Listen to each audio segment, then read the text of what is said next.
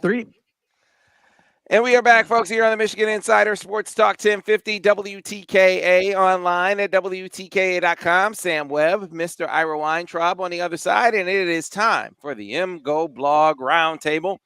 Plenty of topics to dive into this morning with the crew. Starting off with the man who started it all at MGoBlog, one Mr. Brian Cook. Brian, how are you this morning? I am well. And then we, of course, go over to his right-hand man, Mr. Seth Fisher. Seth, how are you? My right hand has been worn down to a nub by writing Hail of Victors right now. All right. And Really? then, Is that's happening this year? Yeah, yeah, Good yeah. deal. We're working on it. Good uh, deal. all right. And then, of course, Craig Ross, who you heard from in the last hour there. And so we will dive right in, guys, on the topic that we've been talking about all week. And definitely want to touch on it with you. Just Michigan getting robbed.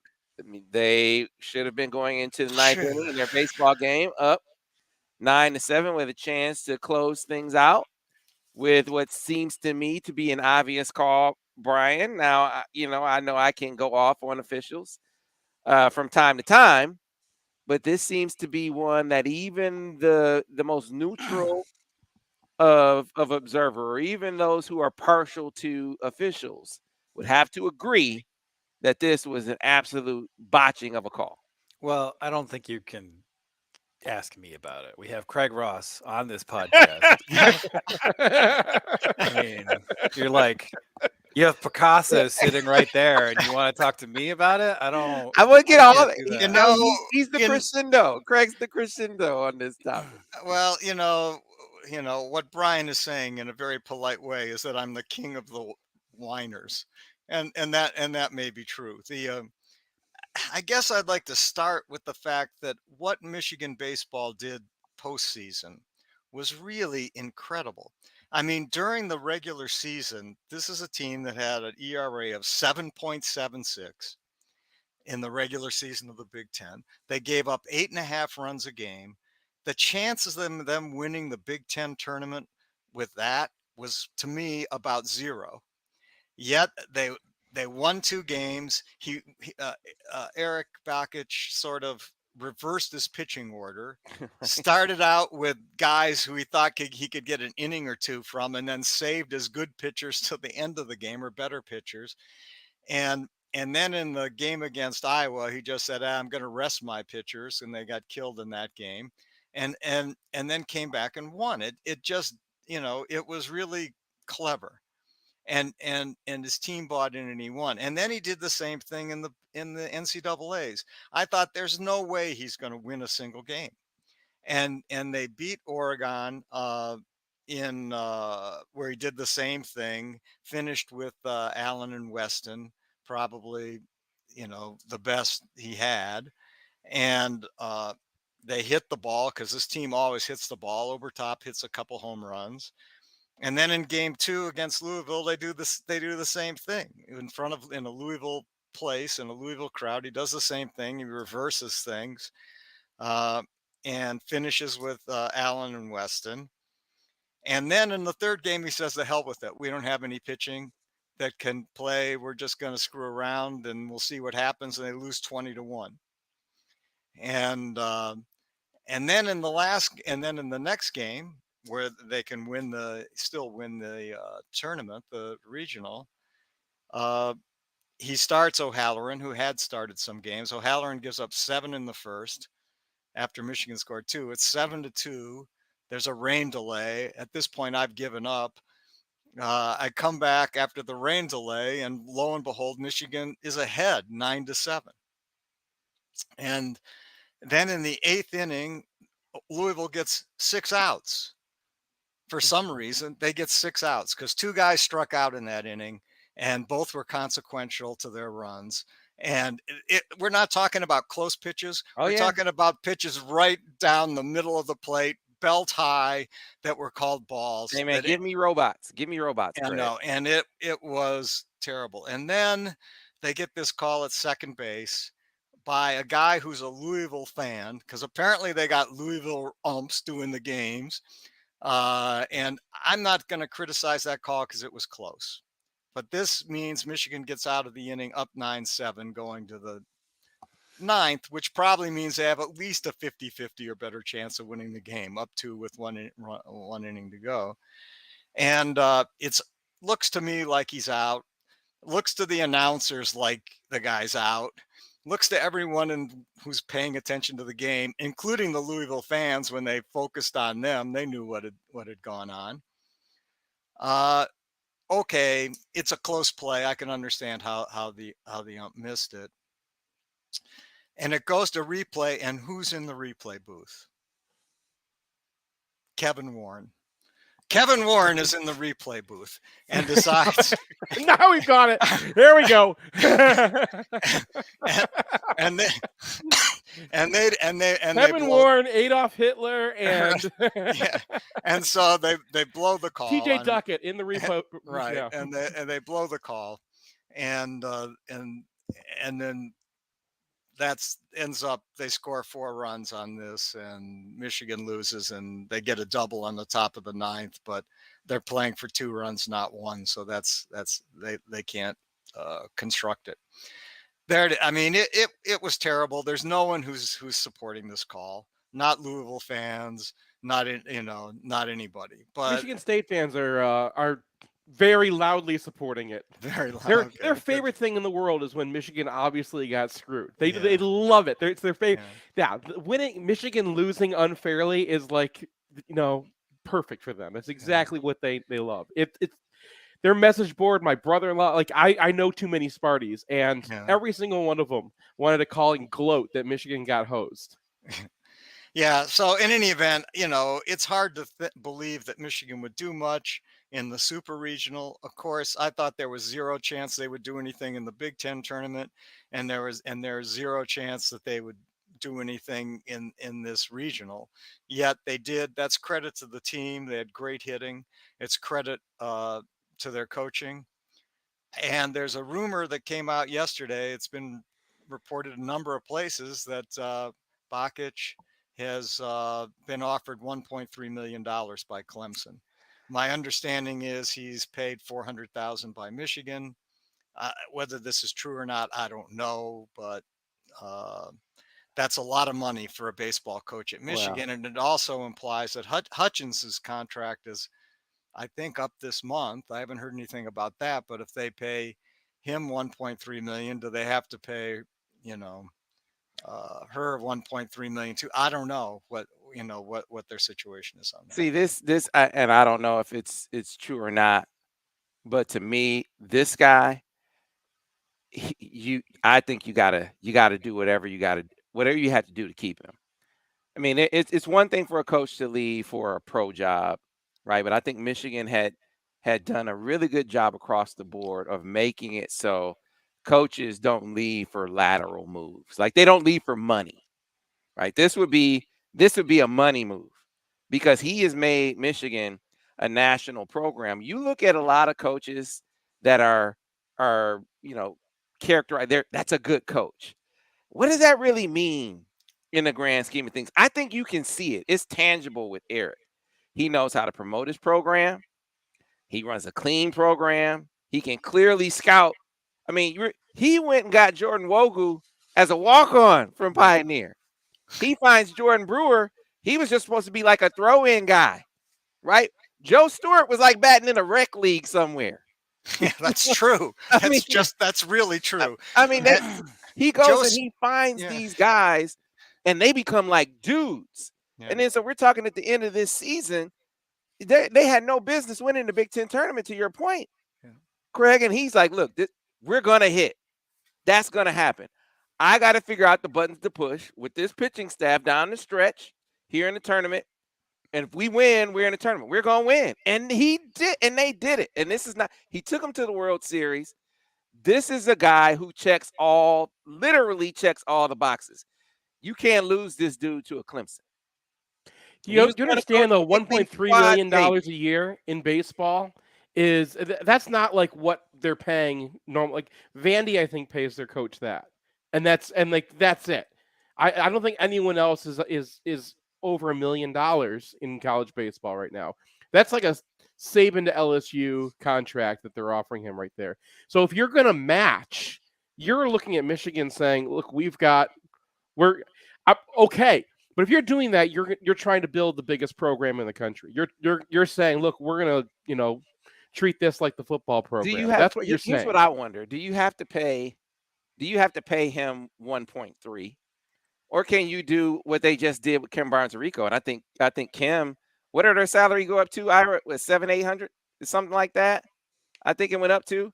Now, Rutgers was looking to make a splash and hire a big name coach. And they were going to put a lot of money down to get it. And Kim's name was one of the ones that they mentioned in NJ.com as one of the big time coaches they were targeting. But obviously, Kim, I don't know how far things got with that, but she's not the coach there. And they go and hire Coquise Washington, the associate head coach from Notre Dame. She had been the head coach at Penn State, and they pay her about $725, $800, something like that. Word was that they were willing to pay, like they were paying Vivian Stringer. I think she was getting paid like $1 million. The Clemson job is not just money, though.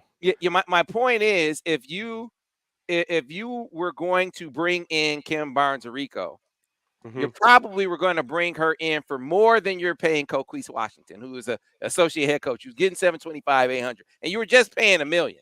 So reasonable to assume that that's about what she was getting offered, close to $1 million, if not over, and she's staying at Michigan in the $700,000-$800,000 range because she built the program. You're paying her much more than you were before. I wonder if the same formula could apply to Eric Bakich. Do you have to pay 1.3? Or could you pay, 8, 9? I'm not speaking out of the man's pocket, but could you pay something like that, a much higher salary, and keep a guy at a program that he built? He's taking Michigan baseball. Maybe, but you can build a basketball program. You can build a basketball program and win in Michigan.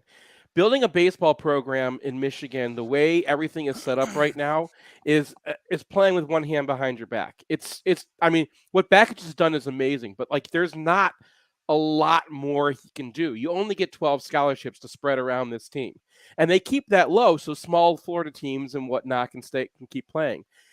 Clemson is there. Clemson he has personal ties to Clemson, and you could build a national contender at Clemson. You could be, battling UNC every year, especially if they're going to put that kind of money towards their program. I would not fault Bakich, and I don't think that Michigan can come up with a package unless he really, really loves being in Ann Arbor and wants to raise his kids here. I can't see how we would be able to compete with that. When you look in the baseball landscape, Clemson is one of those places that could make that happen. See, but he is competing at that. I guess my point is, he took Michigan to the World Series, right? This team that you felt like had no business being there. I know.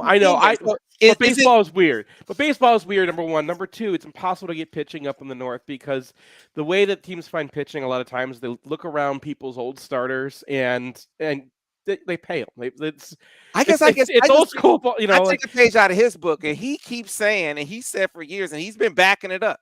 He's like, man, I can get everything done to be a top program here. Now, I know you got to say that as the coach at Michigan, right? But he actually goes out and does it. So, it seems to me that this dude can do the exceptional, that he can compete at a level that you don't see Northern teams compete at. Let me ask you a question. Would you question a coach that's had a ton of success at, say, when Shaka Smart left VCU to go to Texas? Did you question that? I did not. That's what this is. Big Ten baseball is mid-major baseball. ACC baseball is high major baseball. That's the difference between the two, and that's what Seth's trying to say. But you just got to call it what it is. Big Ten baseball is mid-major baseball. Is that changing a little bit? Michigan went to the World Series. Maryland was a 1 seed in this tournament, and nobody else got in. Rutgers should have. And Rutgers should have been. Nobody else got in. It's a mid-major conference still. It's probably not changing anytime soon. Yeah, the only way it would change is if the Big Ten did some very radical stuff, which we've talked about, and they should have. So I don't want to Can we talk about that though? Because Beat that dead here's the horse. second time this year that one of the Big Ten teams has been screwed out of the playoffs. Rutgers deserved to get in. There's no argument Rutgers should not have been in the playoffs. Michigan gets hosed by, amateur hour. And side note, this is the NCAA trying to go back to amateurism, right? They wanted to defend amateurism forever. There's nothing more amateur than having a fanboy umpiring a big game like that because he's local. Anyway. No, that's true. I mean, if you're Warren should be, but Warren should be livid right now. He should be out in front. These are his programs, and like, I understand maybe trying to save it for football or basketball or whatever, but this guy is never getting behind his teams. Where is he? Where is the guy who should be shouting? Because when this happens to other conferences, they are, all over the news. Like they are upset. And no one's been screwed more than Big Ten baseball. Big Ten baseball and Big Ten softball are absolutely being screwed at every single turn at the NCAA, functionally, on the field, off the field, and in the entire system of baseball. Every decision is made for what's best for like a UCF. And the Big Ten's got to say, look, this is silly. We can't play. We only get 3 weeks to play in our stadiums. We can't have no access to players because we only have 12 scholarships. This is not how you're supposed to be running an athletics program. So, the Big Ten, it's time for him to get mad. It's time to get mad and vocal. And if they need to, pull out. Big Ten baseball can pull out of the NCAA. They can play wood bats. They can play all summer. They could get better recruits, and they would get. And people would love it. They'd fill these are beautiful stadiums. These are towns that stay full during the summer, and there's nothing else going on. Apologies to our soccer friends. There's nothing else going on in town over the summer. I've been saying this like it seems like once a year on this show for 10 years now, and the one person who said he was going to do it and then left the position was Bill Martin, who I had a conversation with. He said, "Hey, I'm going to do this. I'm gonna organize us. I'm getting us out because this is stupid." And I said, "Yeah, why are we playing baseball, the summer game, in the winter?" And that makes no sense. There was a game right in maybe the last regular season games in Ann Arbor. They were packed. Michigan wasn't doing anything. They weren't winning a championship, a regular season championship. They had big crowds on a nice Friday night. Beautiful environment. People were happy to be there. We had a raccoon game this year. Yeah. Like if people manage to if we managed to stay playing, if we were still playing right now, there would be raccoon T-shirts and stuff like that because of the silly raccoon game, right? Look, man, I think to get back to the original point, if you just lay down and let Eric Bakich go, then I think you're conceding that it matters as much as I think it's come to matter in at least at Michigan. Maybe it doesn't matter in the Big Ten. Maybe the Big Ten maybe the reason Kevin Warren isn't speaking out because it's just baseball. And Big Ten baseball doesn't matter. We're just a mid-major conference. So what? Right? Maybe he has that mentality. I don't know. I think my point is, if you want to keep Eric Bakich, you have to commit to the Big Ten not being a mid-major conference anymore. There is no reason to let it get this bad. You're talking about Bill Martin. That was 20 years ago. Yeah. And they've moved baseball back another month since then.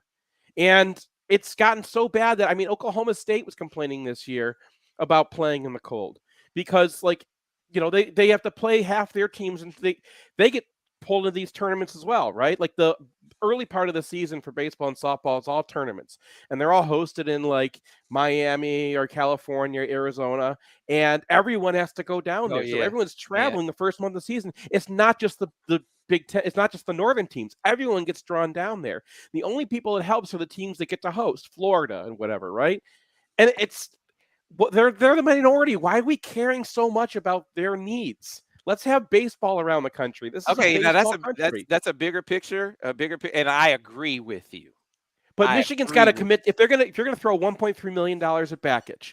The way to do that is say, we're not just going to do this. We're going to lead the Big Ten out of the NCAA, and we're going to change baseball. We're going to bring baseball back, college baseball back into a major sport again, because we've let this slip way too long. If you're going to commit to that, you have to get everybody on board and do it. I don't want to. I don't want to be too hyperbolic here, but you lose it. It's a Titanic loss. If he goes, I just don't see how you replace him with anything comparable. He's tremendous. He might be. I mean, you have a lot of coaches at Michigan who are good interviews, but he might be the best. I mean, could you go hire Federer? Hey, if there's enough money, if there's enough money, but would he come back? I mean, what would it cost to get him to come back? If you aren't going to pay Eric Bakich, you pay Chris Federer enough to leave the Tigers? Hey, the Tigers are not good at baseball. But if you look at it's not because of Federer, though. They can't hit. Yeah, they can't hit. Yeah, their pitching's been actually gotten really good. Eric Spoon looking like he's going to be that guy. Yeah. I mean, here's the other thing. You can make the extra money in beer sales, and that's not hyperbolic. I mean, especially if it's good beer. I mean, you can sell beer at the stadium on a nice weekend night. You're gonna make up your money. You're gonna have people showing up. You're gonna have excitement in town. They'll travel down to Bowling Green or Toledo or East Lansing to watch games too. And you can make money in this game. But the Big Ten has steadfastly refused. And why, I don't know. There's nothing in this that makes sense. The NCAA is nothing. The NCAA at this point is nothing. They run a basketball tournament. Yeah, man, you talk about gut punch. But I mean, that's what I'm saying is that if he's going, you're admitting yourself to be a mid-major, and that's what they are. I mean, Schnabel might not follow him, but there's no way to hold on to Bakich without changing the system. That's what's the problem. Not whether or not Michigan loves Bakich, not whether he would stay if, Michigan could offer the same. But there's no reason to pay a coach $1.3 million to coach a mid-major team. Yeah. Well, I mean, you're saying it. Incidentally, I don't know if anyone's noticed Michigan's letter of intents in baseball. They killed it. He said it. He said he absolutely killed it. Greg, did you hear? He said that I didn't hear. We are now about to see the players that we recruited off of the World Series run. The guys that we started recruiting then, he said, provided they don't make a jump to the pros and they actually show up at Michigan, he said we killed it on the recruiting trail. That's like a quote. Well, he did. I mean, I looked at the list, and then I looked. I mean, at how they're evaluated. There isn't a lot of baseball evaluations, but there is a couple. He's bucking the trend. He's bucking the trend of this mid-major guy. Yeah. He said, "Hey, man, we recruited some." The other quote was, "We recruited some dudes, some big time guys." The problem is a couple of them are going to be first or second round picks in the Major League Draft coming up, and so the question. I mean, there's a kid at Orchard Lake, St. Mary's, Nolan Schobert, who is probably a first round pick. And there's some other kids who were close on this list. And so, he also was real upfront. He and I love this about him. He said, we're going to the portal. Yep, we're going into the portal. They do every year, though. Yeah, we're going to find some kids. And this year, I mean, as Seth pointed out, they found Joe Stewart, who had in his first 3 years at Michigan State, had 17 or 19 at bats, something like that, was playing in a beer league. And, they found him, and he was a phenomenal athlete, great center fielder, great hitter. One of their two best players this year, I thought. And a heart of the team. And a heart of the team. Yeah. And so when he goes to the portal, it's consequential, man. He gets guys that really, really show up and help. Yeah, the kid from Davidson, Fry, the third baseman, was a phenomenal third baseman and a really good hitter. And he came from Davidson, and so they've he's done well, and his player evaluation skills are obviously high level, and he's got at least 4 or 5 pitchers in this group of 13 who throw in the mid 90s. Now, I don't know if they can throw it over the plate, but One thing. that's always a question, but there's a 6'5" kid up from Bay City who I think will stay. I think his name is Tommy Skripansky. He throws at 95 in high school. So he's a big kid, and so and the class is loaded with guys like this. So, I mean, he's really done it. I can't say enough good. The only criticism I have is he had Storako down in Louisville. She was attending the games. The camera loved her. The camera couldn't stay off her. And so they had got her on the mound. Absolutely. She could have pitched. I don't see why she couldn't have pitched. I think it's legal to throw it underhand. Get her out there. That's my only complaint. They should have used Storako, and heck, in the 20-1 game, it couldn't have gone any worse. Right. Well, hey man, keeping your fingers crossed. That would be. I understand. I don't want to make it sound like I don't understand your point, Seth, and your point, Ira. I get it. I understand what you're saying. I'm saying that if you let him go, that you're conceding that is your place in perpetuity. Because if ever there's a guy that's going to have you play consistently at a high level, this guy has shown he's that coach. Sam, you are absolutely right. If you let him go, you're conceding that that's what you are. Unfortunately, that's what they are, unless they're going to change the paradigm, and that's going to take a lot more than just paying the coach. Yeah. All right, we need to get to a break. We got a lot more to get to here on a spirited MGoBlog Roundtable. Hopefully, it can give you something that makes you feel a little. I don't know if we can give you something that makes you feel a little bit. Probably won't give you something that makes you feel a little bit better. Let's not talk about CJ Carr then. Well, we have to. We got to get to a break and be back on the other side here on the Michigan Insider on Sports Talk 1050 WTKA, The Ticket. That'll bring him back. Clear on radio. Hey, I can't believe we talked 30 minutes on baseball. It's awesome. Well, it's because you I honestly, I hadn't seen that $1.3 million offer. It's all over the internet now. That doesn't mean it's true. True, right? But I think where it's coming from is a Clemson insider who said they're going to triple his salary. So I don't know if I trust that number. Yeah, I don't know if I trust it either. But I'm hearing things from people who actually care about baseball a lot, and people who message me on Twitter all the time are like, "Hey, here's what's going on," and it's serious. I mean, Clemson really wants to make them put themselves on the map. They want to compete with UNC, and they think that they can, he would offer a coach. Yeah. I mean, this is a coach like I said it, in the segment. You say that's a good coach.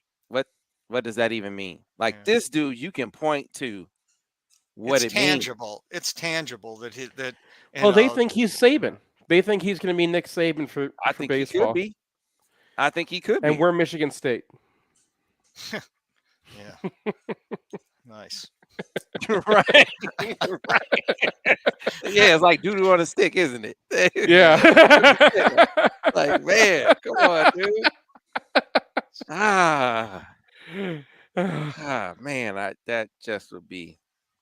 that would be tough. I was prepared. Okay, you can come in for a second. Who we got here? Come on. It's Noah. It's Noah. It's Noah. Say hi, Hey, Noah. Say how you doing? Can you wave? Yeah, you can wave. Say how you doing?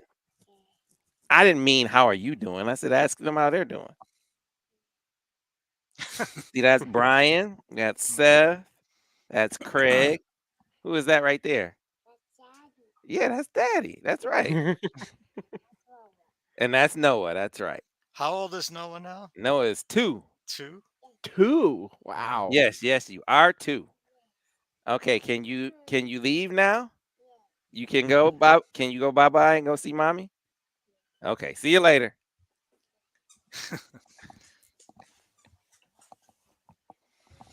We keep that part, Sam.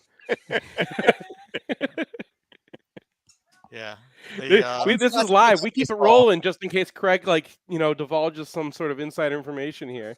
That's fine. There was that one podcast I recorded right after daylight savings time when Fielding was about the same age, and he was like next to us the whole time. Yeah, I hates remember.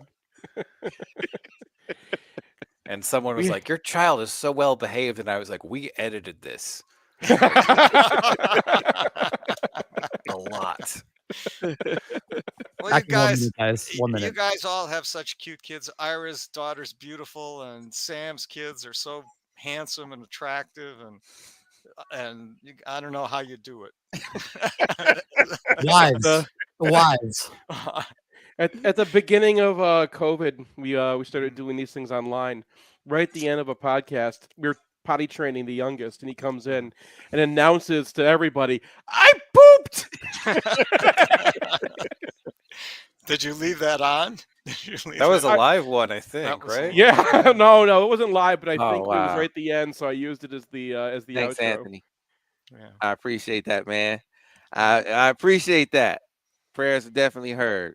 Appreciate that. He's a hoot. All right, back in about 20 seconds, guys. All right. So CJ Carr, wish I had better news. But I think we had sort of previewed already that Michigan was trailing. I am surprised by the timing. I don't think it's bad. I don't think it's bad news at all. I think in some sense it's good news. All right, we're going back live on radio in 5, 4, 3. And we are back, folks, here on the Michigan Insider Sports Talk 1050 WTKA online at WTK.com. Sam Webb, Ira Weintraub. On the other side, before we get back to the MGoBlog Roundtable, real quick, if you are in the market for a new car, get on board with Brighton Ford. Great lease deals to be had for you, 8240 West Grand River Avenue in Brighton, Michigan. You can find them online at brightonford.com. Deals like the one on the 2022 Explorer 4-wheel drive XLT, $296 a month with $2,000 down. 2022 Bronco Sport Big Ben, $324 a month with $2,000 down. And last but not least, 2022 Ranger Super Crew, $207 a month with $2,000 down. Again, for those and other great lease deals, get on board with Brighton Ford.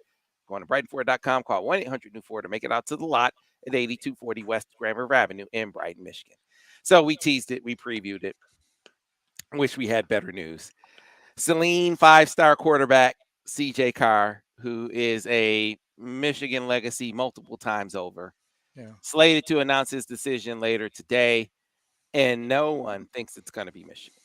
Everyone I talk to, and certainly I am in agreement with my crystal ball pick, we think it's going to be Notre Dame. Not a surprise that Notre Dame is and was out front. We sort of put that out there a few months ago that Michigan was trailing in that race.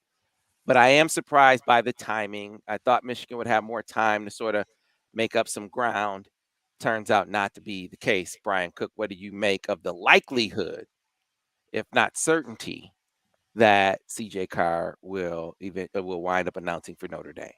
Well, this is kind of all part of the same piece, right? Like they beat Ohio State, they win the Big Ten, they go to the playoff, and then they have this chaotic offseason. They lose both coordinators. They lose Courtney Morgan. They have Jim Harbaugh flirt with the NFL, and they completely fail to capitalize on any of the recruiting boost that you might get from actually getting over the hump. And so I kind of just think that this is a symptom of a larger issue. And we've seen this kind of on and off with Michigan. They have a great class, and then they have a class that steps back because they have a lot of personnel turnover. They just don't keep the same guys in the same positions for long periods of time. And there's a certain amount of chaos that goes with the Jim Harbaugh program. And I think this is part of it. Yeah. I mean, my take on this is I'm like everyone else, I want CJ Carr at Michigan. It would be great. He's a great talent. He'll probably be a very fine college quarterback. The fact that he's the grandson of 2 Michigan legacies, many people don't know. I think one of his grandfathers, his maternal grandfather, is Tom Curtis, who was one of the best safeties who ever played in the Big Ten, let alone at Michigan. Played with the Baltimore Colts and was a fine player in the pros. And so that kind of hurts. On the other hand, I could understand why a kid wouldn't want to go to a place where there may be a lot more pressure on him here than there is at Notre Dame. Plus, he seems to have a nice relationship with Tommy Rees. I think that was truly key. And so the kid should go where he's happiest and most comfortable. And that seems to be Notre Dame. So good for him. I'm happy for him. I'm going to root for him unless they're playing Michigan. And I don't think they're scheduled to play Michigan until after I die. And so I just don't, it's hard for me to get too worked up about it. Michigan's in great situation on quarterback. They've got two quarterbacks. I think each of them have 3 years of eligibility left, and they're both good. Good. You interviewed, I think, a kid today, Sam. I think was that Jaden Day that you interviewed? Jaden Davis, yeah. Jaden Davis. Yeah, that was an incredible interview. I mean, it's hard to believe that kid is however old he is. I think Michigan has a reasonable shot at him. I think he's the number one in the class. They have a kid, Julian Saden, who's a very fine quarterback, who's on their radar. Michael Van Buren is another one who's a 5-star, 4-5-star on their radar. And then in 2025, you got the kid at Belleville. Now, Belleville poses a separate problem, but that Bryce Underwood. So there's a bunch of quarterbacks out there right now that Michigan should have reasonable opportunities to get. I don't think Michigan's going to have a problem at quarterback in the short to midterm. So I think we should celebrate what CJ wants to do. He's from a fine family, one that we all respect. And so good, love to have him at Michigan, but if this is his best choice, let him make his best choice. Good for him. Mr. Fisher? I mean, the guy's a 2024 quarterback. 2024, not 2023. So, I mean, yes, it's kind of, it's, Brian's right that there is something going wrong with Michigan's recruiting right now. And it comes back to like the chaos that they have at their, at the top, the fact that they can't hold on to even program guys who should have been able to get this done, and they're not necessarily getting what they thought they would get out of certain hires. I know it just as bad as saying a Carr is not going to go to Michigan is saying like Mike Hart is not getting it done, or Denard Robinson doesn't really know what he's doing yet in that position. We have these guys that we brought in that we love the hires because we love the guys. Every Michigan fan adores Mike Hart. Every Michigan fan adores Denard Robinson. Every Michigan fan hears the name Carr and we respect that name. But it's not always what you expect based off of what they were or what their parents were or their grandparents were. So, I think the guy, one of the readers wrote in just now, if his name wasn't Carr, we wouldn't be sweating this. It's symptomatic of a problem, but it's not like Michigan lost, a program-changing guy here. They lost a guy that they should have been able to get, and it shows that they have some things that they have to fix in their program. I think losing Courtney Morgan was 10 times worse. Yeah, so a couple things. I think with Denard, I think this is a matter of, you're bringing in a pro guy. I think Denard can be wildly effective. I think it's just a matter of deploying him in a more concerted way on the recruiting trail. Like I think Denard can be a recruiting asset for Michigan. Can be. Well, yeah, I mean, provided they use him in that capacity. I mean, the issue is how long has Tommy Rees been talking to CJ Carr? Yeah. And how long has Denard been talking to CJ Carr? Fair It's the point. turnover, not necessarily the personnel that's currently in place. Right. It's a great point. Tommy Rees has been on him. Tommy Rees has been on him longer than Weiss, even. So, he's had more time on task with that relationship. But to Brian's point, the turnover created some openings that, are not just being seized upon, but are just being absolutely just torn through. Notre Dame is killing it on the recruiting trail. It was always the case, though. Here's the glass half full. If you're Michigan or a Michigan fan, no Notre Dame nor Michigan or anyone else is going to get both of these guys. Now, Notre Dame was leading for Dante Moore and CJ Carr. They are not going to wind up at the same school. I would be shocked if Dante still wound up at Notre Dame. That creates an opportunity for Michigan. And same applies to Michigan. They were not going to get both of these guys. You just got to get one. So if you get Dante Moore, then all of a sudden, yeah, I mean, it sucks to see a Carr go to a rival, but you got Dante Moore. You got a guy that's a 5-star guy that's coming in immediately on the heels of what is likely to be two more and done for JJ McCarthy. You're still winning and winning in a big way. Now, if you miss on both of them, now you got real problems that I think you got. If you miss 2 5-star quarterbacks, both of whom you have inherent advantages with, and they're homegrown, so to speak, and there's just no sugarcoating how big of a loss that would be. Fortunately, again, it looks like that this helps you. This helps you along the path with Dante Moore. We'll have to wait to see how that shakes out. And the Jaden Davis piece, he just visited last week. They're off to a good start. Very contested recruitment for an out-of-region guy, a Southern guy. But you do have his teammate is Jonathan Goodwin's son. Jonathan Goodwin is on the staff there. You got a guy that can really vouch for you with that kid and with that family that gives you an in that you wouldn't otherwise have. So it's not all bad, but I do think to Brian's point and to Seth's as well that, there are some things that they're going to need to address, if not immediately, certainly as they get into the next recruiting cycle. Well, there's two things that strike me. I mean, Brian's right. You look at our recruiting right at the moment, it looks pretty inert. And I think on your site, Sam, we're sitting at around number 30. Mhm. Northwestern is like 4. And but it's a long way to go. And last year's recruiting class, I think, will prove to be a killer. I think last year's recruiting class is really, really going to be a good class, and I think it was somewhat underrated by the recruiting services. The This year's class, we'll wait and see. We'll wait and see what happens. But I think by the time the dust settles, this will still be a top 10 to 15 recruiting class, and I think last year's class will be really good.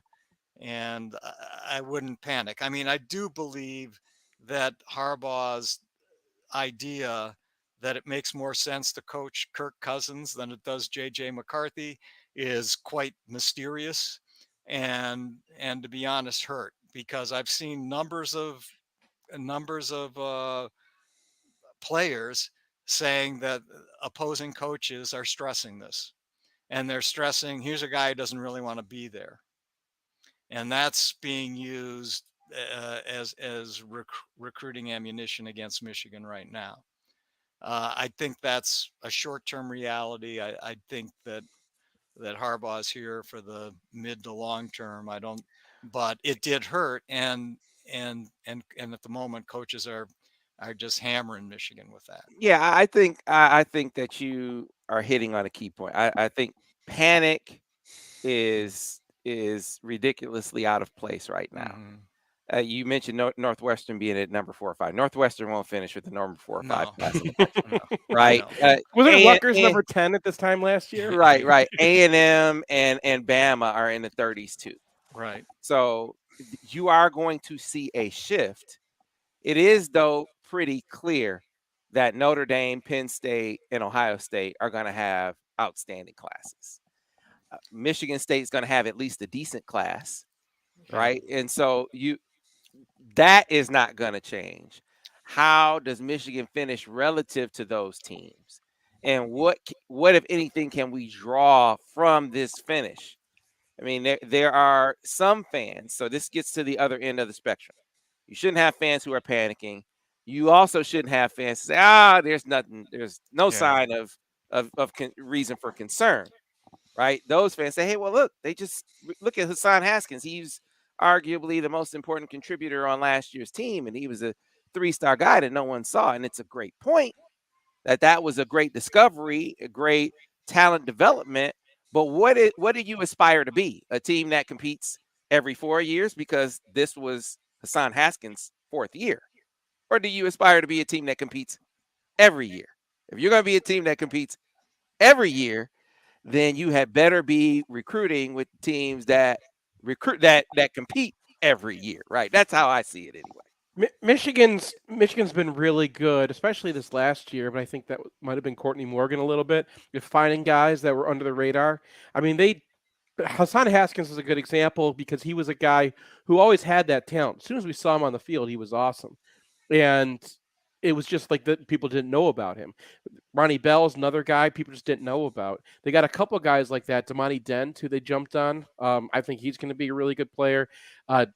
Alessandro Lorenzetti, I was just doing the write-up on him, and like everyone who sees him is like, wow, that's exactly where good offensive linemen come from. Now it's going to take a couple of years to develop that guy, but they've done a good job with the back end of the class. They've done the kind of job that Clemson, when they were winning national championships, would do with their back end recruiting. It's the front end recruiting where they've fallen behind again.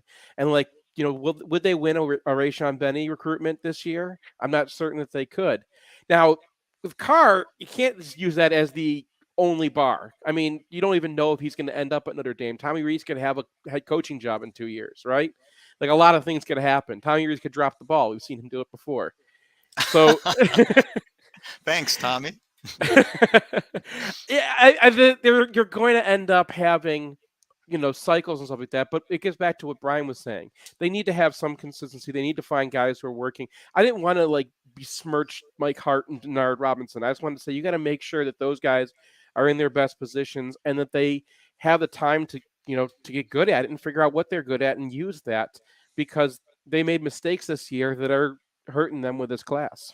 Well, you mentioned Damani Dent. That was a guy that Courtney Morgan found. Same thing with Zeke Berry. Kept him on Keon Sabb. Found Deuce Spurlock. I mean, that was a recruiting guy that recruited. Like he brought guys to the table. And why isn't Courtney here? He went to work for Washington. Money. He got paid. He not just leave. It wasn't. It wasn't just money, maybe, but it was not just money. I mean, Kalen DeBoer is a friend of his who gave him his first shot, and he I mean, he was going to be really appreciated there, where I think he was kind of one of the cogs at Michigan. Well, I know they paid him 3 times what Michigan was paying him, and I don't think Michigan offered to match it. And they should have. Yeah, they should have recognized what they had earlier, but he was not. The position was not a sidestep. I want to say he is like Kalen DeBoer's right-hand man over there, and he was not going to be Harbaugh's. Right. So you have, I mean, there is also the NIL consideration too. We can't discount that as a factor in this. I've speculated. Now, this has nothing to do with the CJ Carr recruitment, mind you, but I've speculated that on top of, the recruiting prowess, the improvement in recruiting prowess of the Notre Dame staff, that I've speculated they also have a pretty aggressive NIL pitch. Now, I don't have anything tangible to offer. I just suspect that is the case with them. Again, nothing to do with the CJ Carr recruitment, but another piece to the puzzle that they may have working for them that Michigan doesn't have working for it to the same extent at this point. So that's another factor to throw in along with the turnover. This is a two-edged sword to some extent. I don't know if we mentioned it, but last week or in the last week, I think it was Ryan Day who was yammering at his boosters that they had to put together $13 million to keep their players out of the transfer portal. Now, that in other words, you're just seeing the emails, okay? This has been going on at Ohio State for a long time. This is not the first time that these people have been told they need to come up with some money to keep their kids from leaving Ohio State. It's just you're seeing the emails now. But if you're running that sort of a program, and I'm not being critical of it, necessarily, but when you're running that sort of a program, it has its own sort of problems. And always saying, hey, we need another 10 million here, we need another 15 million here from your boosters, at some point may not feel sustainable. I don't know. And so NIL isn't, like I said last week, we should all be wearing our NIL shirts. But it's not obvious that the downsides of this at some point don't exist. Yeah, and look, if they can get Dante Moore, if they can drag some of these recruitments out through to the season, they can get some momentum. Because they did a lot of their best work last year down the stretch. They were one they of the, did. as far as finishing was concerned, they were one of the top finishing teams in the country with the way they closed out that recruiting cycle. So, can they pick up some more of that momentum? If things fall right, they get Dante, they win on the field. There's a chance that can happen. And then if they keep some continuity, if Denard's around for more than a year, right, where you can target him and put him on some recruits and have them build some relationships. And same thing with the other staff member, Mike Hart too. I mean, they tried to put Mike on CJ Carr here at the very end to flip that around. What turned out to be the very end. Really, that's getting them in late in the recruiting cycle in that particular recruitment. What wound up being too late for him to really have an impact on that one. But might he have a greater impact on some other guys deeper in the recruiting cycle? If they get some momentum, we'll see. That might be the case. We can hope, right? Mm. All right, that'll do it for this edition of the Recruiting Roundup. Man, this edition of the MGoBlog Roundtable. I hope we come back next week and Craig is saying, yeah, they re-signed Eric Bakich. I'm hoping that we come back and say that, man, because I want to close out that way. They lose Eric Bakich. That's one of those losses that I just don't know that you recover from in the short term. So hopefully it doesn't come to that. We will talk basketball transfer portal next week. Promise. Yeah. We just got carried away with these two topics, so we'll get into that next week. All right, that'll do it for us. See you next time here on the Michigan Insider on Sports Talk 1050 WTK The Ticket, the official voice of University of Michigan Sports Ann Arbor, a Cumulus station.